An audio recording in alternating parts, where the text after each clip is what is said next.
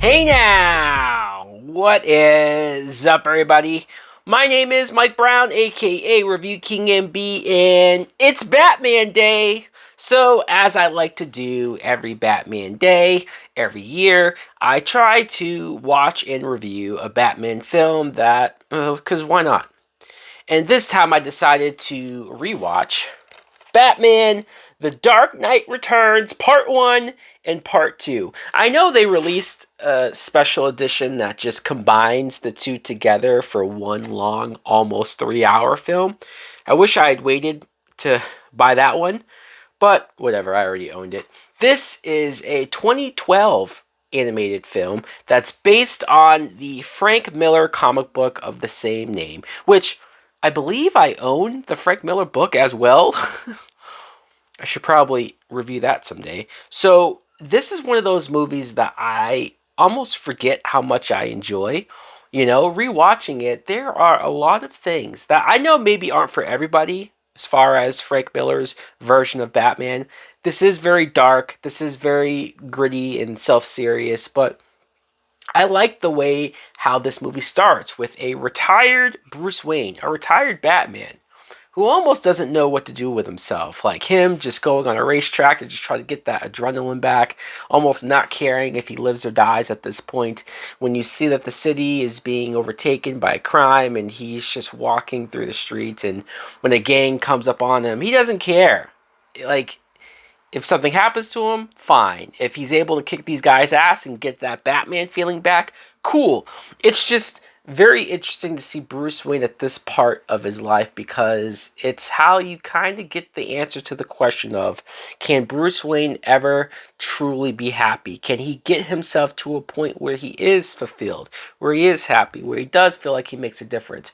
You even see him still at his old age, however old he is now, struggling with the parents' death and all of that. Jim Gordon and his relationship with Jim Gordon. Obviously, we are at a point where Jim Gordon knows that Bruce Wayne is Batman, and I liked seeing them talk about it. I liked seeing them probably more close than you've ever seen them before, just in that sense of there's no secrets between them, and I think Gordon understands Batman more so now than ever before. The mutant gang aspect that's more prevalent in the first part, it's this idea of like, look how easily this gang can be influenced, right? As soon as the next big thing comes along, they'll quickly follow. The side plot of Harvey Dent, I wish we spend more time on this because at least in the film it feels like it just comes and goes. It's a very interesting concept, the idea that Bruce Wayne funded this whole experiment to try to fix this man's face, rehabilitate his skin so that maybe that helps him mentally get out of that state. And you see that it doesn't work. He like immediately goes back to crime. I guess it would have been nice to see him struggle with that a little bit more, or see the back and forth and have a little mystery onto whether or not Harvey does indeed go back to crime. The reveal that he isn't scarred, or we thought that he had re-scarred himself, his whole face was bandaged, but no, he just mentally thinks that he's scarred. The design and the animation of Batman, I want to take a moment to express how much Frank Miller's bulky, ginormous Batman might be my favorite Batman, at least in comic book form. I think he looks great. It's exaggerated, it's over the top, but when you think of Batman and look at Batman, even though he's just a dude, even though he's just a guy, no superpowers, no ability on that level, he still feels larger than life. So I think it gets that point across very well. I love when he finally does come out of retirement. First of all, the cop that knows who Batman is and is trying to tell the rookie that, like, oh shit, shit's about to go down. But when he's breaking bones and breaking criminals' backs, I mean, a Batman that is so unhinged that he's this close to killing but never does, I think I like that Batman a lot. Like, he knows his limits. He'll never cross that line. Still, other people using guns, he's still completely against that. But he's capable. You see how close he can be at crossing that line.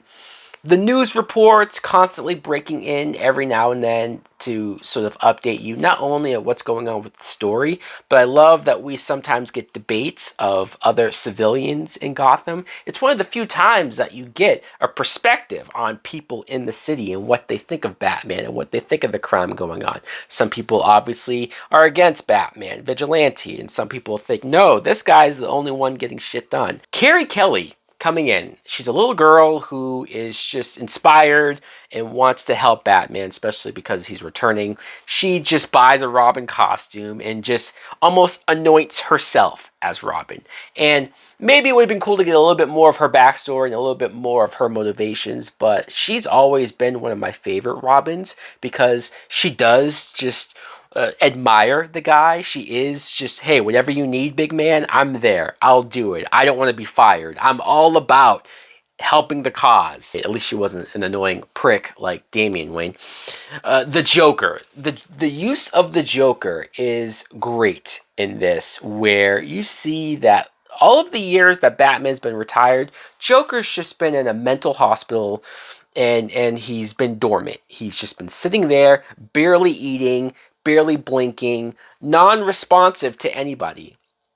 And the moment Batman reemerges, the moment that the TV starts saying the word Batman, that's when he twitches. That's when he blinks. That's when he smirks and finally smiles and just wakes the fuck up.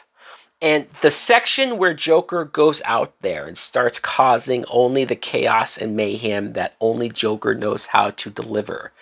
It's wild. You start with the late night talk show of Conan O'Brien doing the voice of the guy who Joker just kills everybody in the studio.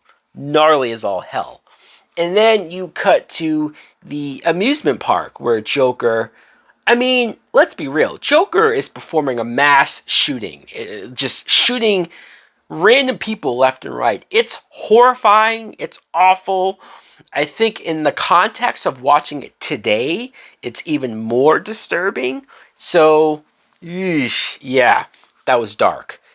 Superman showing up and essentially being a hired goon of the government, of the president.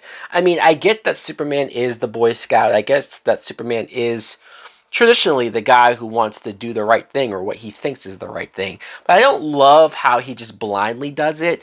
I would like to think that Superman would know Batman enough to know that he's doing the right thing, and maybe I'm not just going to blindly follow a guy in a suit that, you know is probably corrupted. Clearly they hint on some history between Batman and Superman, even old man Oliver Queen with the one arm. Like, what the hell went on there, right? So clearly there's a past. Clearly something went down with the Justice League years ago that fractured their relationship. And so Superman's at a point in his life where I guess this is it. You get the one moment where he's helping them against the Russians in the war. You get the moment where he almost blows himself up with the nuclear missile and he's emaciated. The fight between Batman and Superman, seeing Batman in the armored suit, I mean, I can't help but get flashbacks and vibes of BVS, and I don't know if that helps or hurts my image now of this fight, but Batman's a badass. At his old age, no powers, he is able to just give it right to Superman and look completely cool doing it. My one issue, and it's not even really a major issue, it's just if I had to say something negative about this, seeing Batman in disguise as that old fat lady in the store is one of the silliest and goofiest things I think I've ever seen. I like how throughout the movie there are a bunch of cases of Batman going undercover, going disguised, and trying to get information. That's how he finds it about Selina Kyle being drugged by the Joker. Like, there's cool aspects to it, but he was fighting these criminals as an old fat lady. It was a little ridiculous. All in all, though, I enjoyed rewatching this. I enjoyed it just as much, if not more, than I did the first time. I think it's a great take on the character. I know it might not be the definitive Batman or your definitive Batman, but I enjoy the Dark Knight Returns. So, guys, let me know in the comments below, what do you think of this film? Do you like it as well? Are you not a fan of the Frank Miller dark version of the character? Thanks for watching. Like, comment, subscribe. Later!